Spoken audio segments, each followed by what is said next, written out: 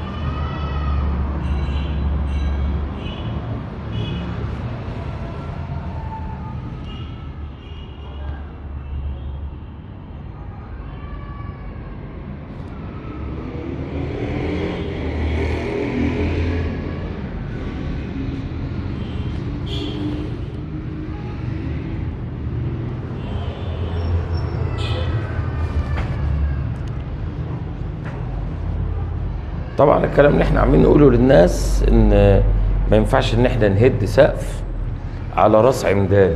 فطبعا هو الراجل ما يعرفش ومحدش قال له، والراجل حتى لما عرف اتصل بينا طبعا وجينا.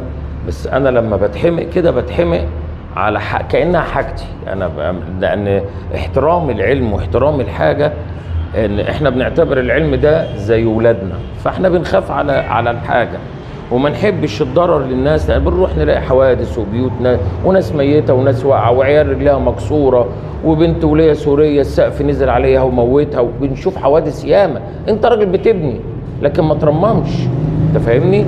الترميم ده علم تاني خالص. احنا بنقف وبنروح نقول القرار في السقف، ولما بنيجي نشتغل نلاقي القرار ده اتغير، لان هي مش سيخ حديد واسمنت، لا لا لا، ده نقل احمال واتجاهات حديد وفي بيوت بيبقى فيها اخطاء فنيه وبنصلحها.